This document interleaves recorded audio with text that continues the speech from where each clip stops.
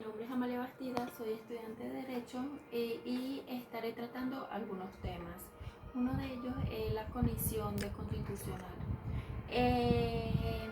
Un tema capital de constitucionalismo contemporánea es el de las colisiones entre derechos o bienes o normas constitucionales. Muchos de los actores de los esfuerzos teóricos provenientes del derecho constitucional y de la teoría fisiología de derecho se concentran en el análisis de los conflictos entre derechos o bienes constitucionales y procuran establecer caminos racionales para su tratamiento o solución. Este mecanismo de control, antes de que un control abstracto de constitucionalidad, es un control respecto de la vigencia de las leyes en caso de derogación tácita, en la aplicación del artículo 218 de la Constitución, que dispone que las leyes se derogan por otras leyes. Sin embargo, como lo ha señalado la Sala Constitucional, no se puede pretender que a través de este mecanismo se resulten cuestiones de institucionalidad.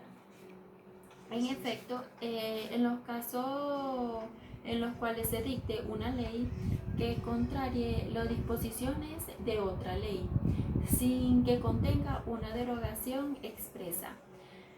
Si la derogación tácita no es evidente, puede plantearse situaciones en las cuales las dos leyes pueden considerarse aplicables. En este supuesto, el Tribunal Supremo, a instancia de parte mediante el recurso de comisión, debe resolver que pueda existir entre dos disposiciones legales que regulen el mismo supuesto en formas diferentes y que por lo mismo se encuentren en el conflicto y declarar cuáles de ellas deben prevalecer, lo que implica considerar como deroga la que no prevalece en forma necesariamente sucesiva. Se examinan algunos de los principios y criterios usualmente invocados para resolver colisiones constitucionales, dos de los cuales son expresión de una misma idea. Cada uno de los bienes constitucionales enfrentados deben ser consideradas tan ampliamente como sea posible al resolver la colisión, teniendo en cuenta las circunstancias particulares en que éste se produce. Ahora voy a explicarle el conflicto constitucional. La Sala Constitucional tiene la competencia para dirigir los conflictos de naturaleza constitucional. Este órgano de poder público, artículo 336, esta nueva competencia tampoco regula en el ordenamiento jurídico constitucional del 61. Se encuentra limitada, como puede observarse, al ámbito constitucional, distinguiéndose así de aquella atribuida sala política administrativa. En el artículo 266 de la Constitución, para resolver las controversias de naturaleza administrativa que se presentan entre estos órganos. Esta atribución tiene por objeto ajustar la actuación de los órganos que ejercen el poder público al cauce constitucional, según se establece en la exposición de los motivos de la Constitución. La competencia de la Sala en esta materia está determinada por dos elementos esenciales.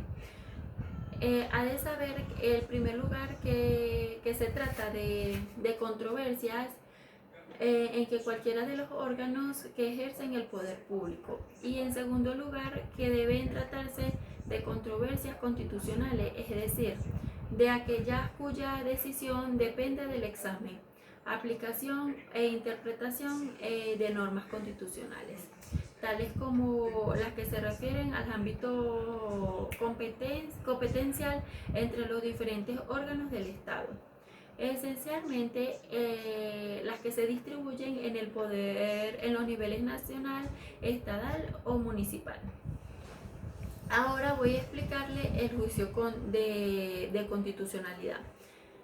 En primer lugar, la Constitución de 1999 precisó el régimen de control concentrado de la constitucionalidad de las leyes, configurándose claramente el Tribunal Supremo de Justicia en la Sala Constitucional como jurisdicción constitucional a los efectos de la anulación de la misma.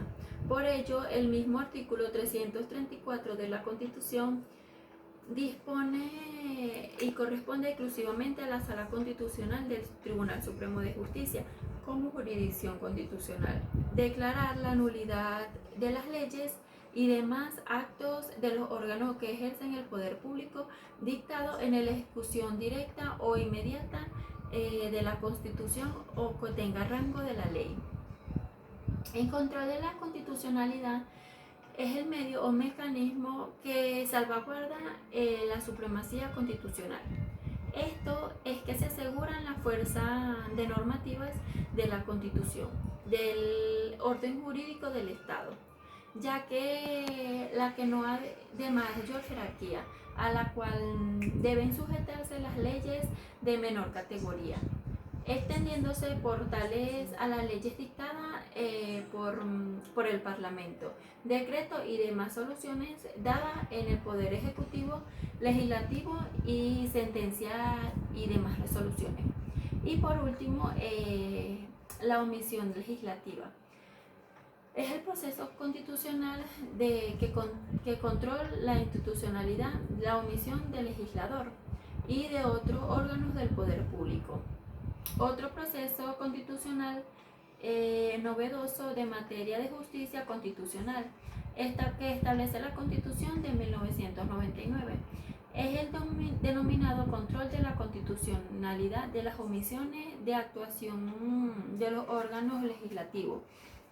En tal sentido, el artículo 336 de la Constitución atribuyó a la Sala Constitucional competencias para declarar la constitucionalidad de las omisiones del Poder Legislativo municipal, estatal o nacional, cuando haya dejado de dictar las normas o medidas indispensables para garantizar el cumplimiento de la Constitución, o hayan dictado en forma completa y establecer el plazo y, de ser necesario,